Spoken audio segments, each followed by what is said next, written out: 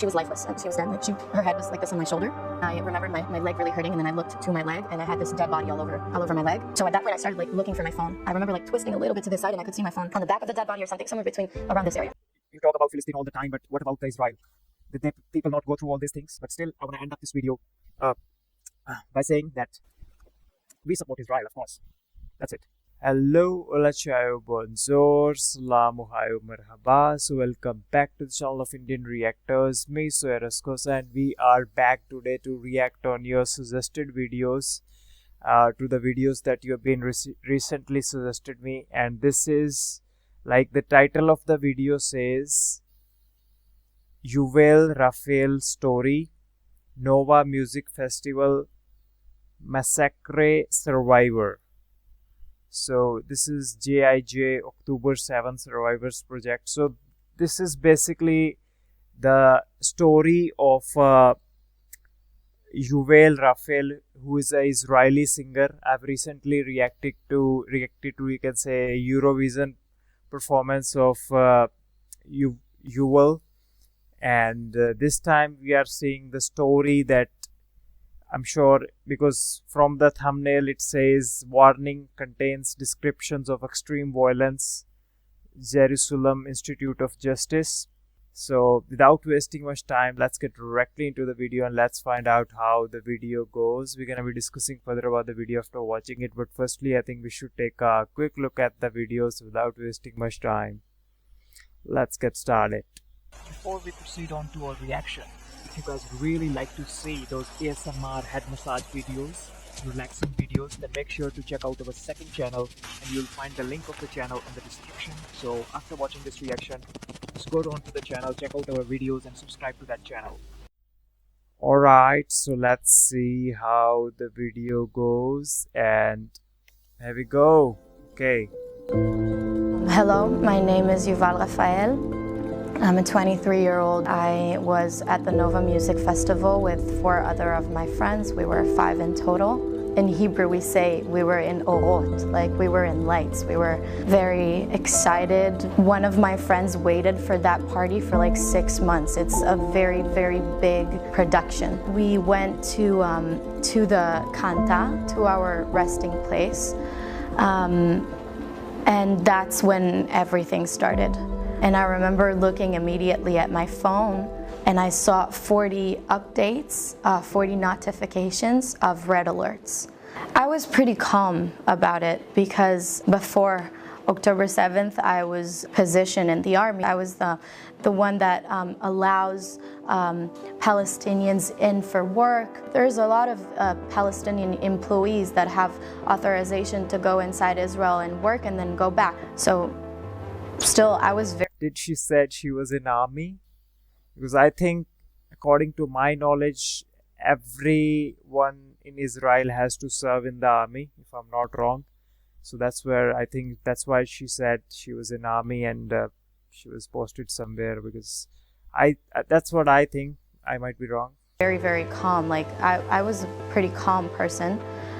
So when I saw all of that, I was like, let's just stay. Like, we're on the Gaza Strip. This is something that happens here. But then after a few minutes, everyone started screaming like, you have to evacuate, this party is done.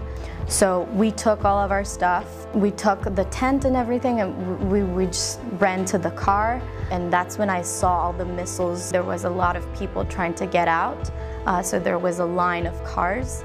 We took a left and started driving. The idea was to go to Bar's house, which is 15 minutes away from where the party was in Kibbutz Oraner. When we connected to the 232 road, we started seeing cars going around, like going back to where the party is.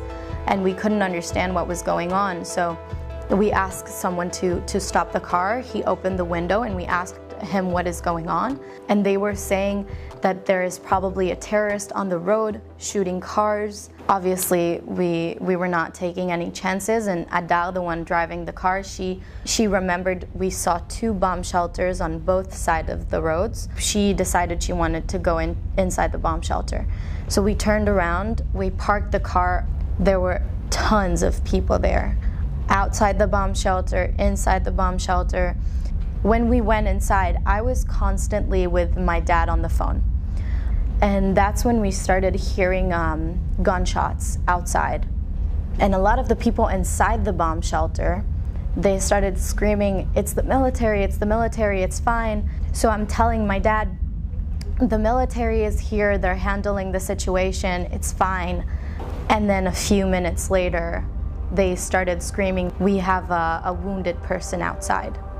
And I just deliver everything to my dad back to the phone. Like, that's when the terrorists found us.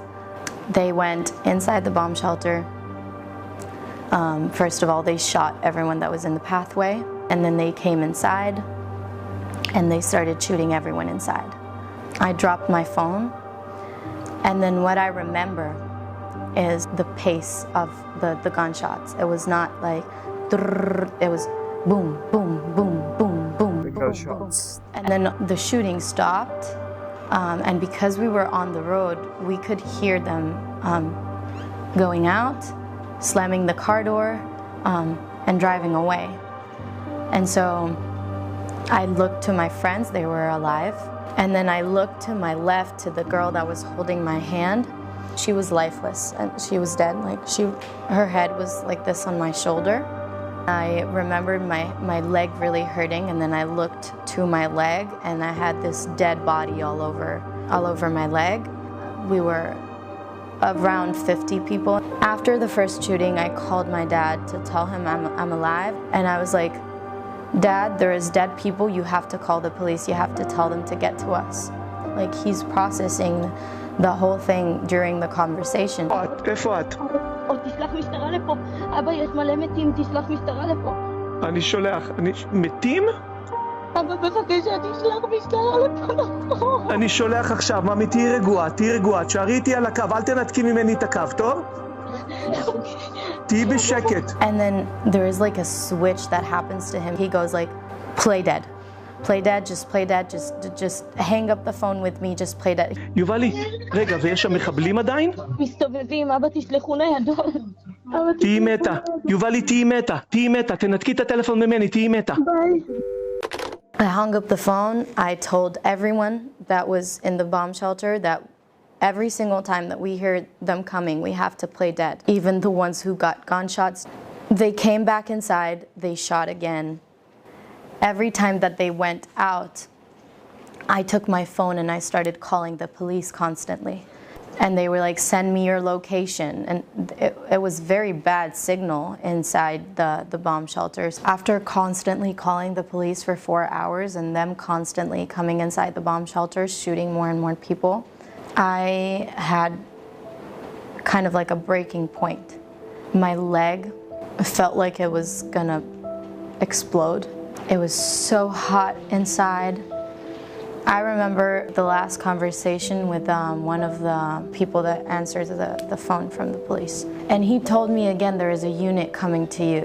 That's where I snapped, telling him, "But that's not true. No one is coming. No one is coming. It's been 4 freaking hours. Why is no one coming here? You're leaving us. Next time maybe I won't be able to call you. Like, they keep killing people and we can't go out." And he's like, "Don't go out. Don't go out of the bomb shelter. When is someone coming?" And I was just tired. I was so tired. I didn't want to call them anymore. I didn't want to talk to anyone. And I started asking myself, like, when is this going to end? Is this going to end? Am I going to die? And my leg was like the hardest part of everything. Like, I could feel my bones in this part starting to crack. And I remember at that point, I was done. אבוש, אני עוד חיה, יש לי גופה ומלא רגליים שנשענות לי על הרגל כבר על 4 שעות. אני חושבת שצטרכו לקרות לי אותם לחזור. אבל למה הם לא באים? למה אף אחד לא בא? למה? The next time they come, I don't bend down. Like, I stay up, and obviously they're gonna shoot me and put a bullet in me, and that's it. And that, in a very weird way, calmed me down. Like, I knew when it's going to end. Like, I didn't know when the next time they're going to come, but I knew that the next time it's done. Like, I don't feel this pain anymore. I'm not in this situation anymore. I'm done. So, because that calmed me down, I did find the strength the next time they came to fight more and to hide again. Like, I didn't want my life to end there. So after a few hours, at one point they started throwing grenades inside. The feeling that I remember is that when there was shootings, my heart was racing. But the first time I heard a grenade, I felt like my heart stopped. Like, the bombing was so strong that I felt like a few people that were inside the bomb shelters with us is the Sassi family. Avi Sassi, he jumped on the first grenade. I remember also at one point, every time after they started shooting throwing grenades, every time I opened my eyes, I could see like there's less and less people. And I didn't understand what that was. I didn't think about it at that time. But now, like, it was because people exploded. And then, because a lot of us had our phones, I remember someone saying something about the internet is saying that the military is now handling the situation. That's when they started coming less frequently. So at that point I started like looking for my phone. I remember like twisting a little bit to this side and I could see my phone on the back of the dead body or something, somewhere between around this area. And I found it and I picked it up and I called my dad. He told me on the phone, I found a rescuer. Like, I found someone that will pick you up. He is with the unit, he is looking for his daughter, which is also there. Talk to him, send him your location, and then he'll come get you. And then I told that to my friends. I called him. He asked me to count the survivors inside, like how many survivors there is inside. He said he was gonna be there in half an hour. And then it hasn't been half an hour, but someone started screaming like, is there anyone here that needs rescue? Anyone here that needs rescue? And I remember like really panicking because I imagined the way we're gonna be rescued so many times, and not for 1 second I thought like one person is gonna scream outside, does anyone needs rescue? And then all of the other people that were with me in the bomb shelter, they started screaming, yes, we need rescue, we need rescue, we need rescue. And I remember looking at Bar, my friend, and she's like, we're not getting out, we're not getting out. Also, my dad told her on the phone there is a lot of terrorists that is disguised as military people. Don't go out, still play dead, play dead. And then I remember this guy coming inside. He had one arm on the wall and the other arm to the pathway with a gun. And he started screaming at us, get up, get up, get up. And then at one point he said, Nitzan, it's dad. And then we looked we looked around to see who is Nitzan. And I saw that she actually got up. So we understood that this was her dad and this was a rescue. We are actually getting rescued now. I'm really imagining the situation as she's narrating the story, you know.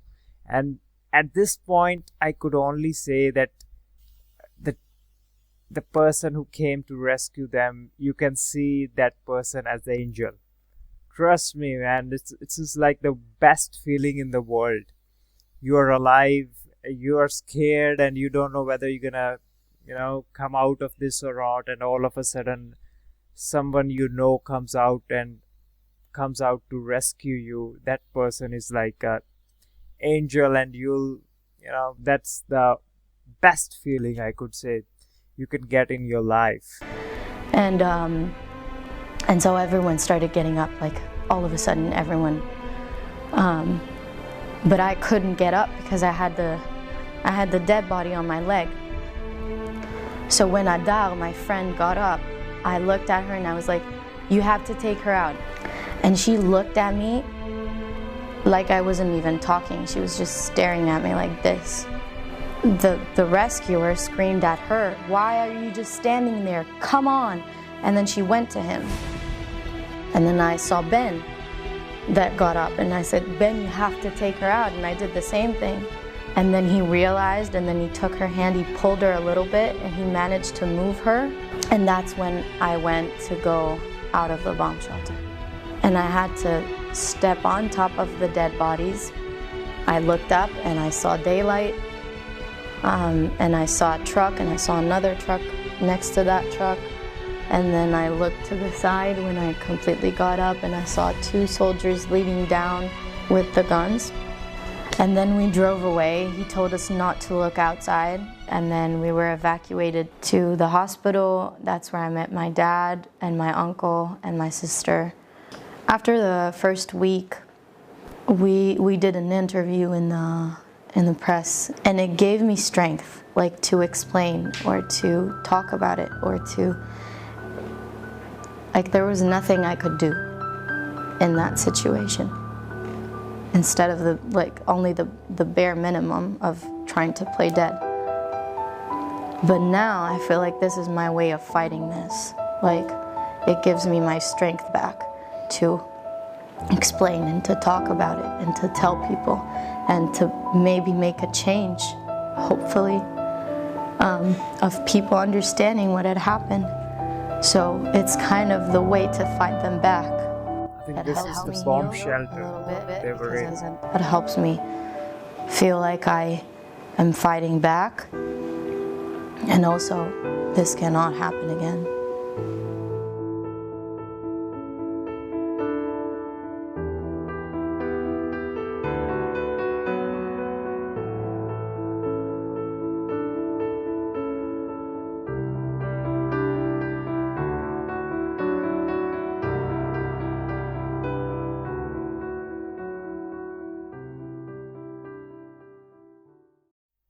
Alright, so that was your video, and honestly saying, we can really feel this, because right now, the day I'm shooting this video, I'm recording this video, it's been 10 days since we experienced a terrorist attack in our country, India, in the Pahalgam area in Kashmir, which is a place, Kashmir is a place which is a dispute area between India and Pakistan, and that is the reason, we have experienced such things in our country, and we really, that's the reason we really respect Israel and we support Israel. That's the only reason, because we are surrounded by enemies from one side or two sides, but Israel is a very small place, and that place has been surviving, and not only surviving, it is dominating in their sector, in their areas, fighting with other nations who just wanted to demolish Israel, but still these people are fighting. And there are people, who try to show those videos of Philistine and try to support them, that, Philistine needs to be free and all that stuff. Of course, what's happening is not right, but what will you say about these things that Israeli people go through? After listening to that video or after listening to that story, what would you say to them? Are they people not affected by such things? You talk about Philistine all the time, but what about the Israel? Did they people not go through all these things? So that is the reason why as India supports Israel, because they know how, these terrorist activities and all that stuff. I don't want to go political here, but still I want to say the reason why we support Israel is because we are experiencing the same activities in our country through terrorism and all that stuff through neighboring nations. So I have nothing much to say about it. After listening to this story, I could really imagine that story in my mind, and I completely, I was connected to the story throughout the 15-minute narration that she gave, and I could really feel it. You can see my emotions while reacting to that. So nothing much political or controversial in this video, but still I want to end up this video by saying that we support Israel, of course. That's it. So that's it for today's reaction, guys. I hope you guys enjoyed today's reaction. And okay, as you guys can suggest more videos in the comment box with video links so that we're able to find the video, or you guys can also message me suggestions on my Instagram handle, as my Instagram handle link is in the description box. And if you're able to provide you some sort of fun and positivity in your busy and stressful life, then make sure you check more videos on the channel. If you like them as well, just click on the subscribe button and join our family. Not only click on the subscribe button, as you guys can also like, share, comment on the video and give us your valuable feedbacks, as they're always welcome. So thank you very much for watching. Stay safe. God bless you all. Thank you so much. I hope you guys enjoyed today's reaction. As usually, before going or before leaving this page, don't forget to check out our second channel, which is ASMR head massage videos, relaxation videos, and you'll find the link of the channel in the description. So before going, please check out.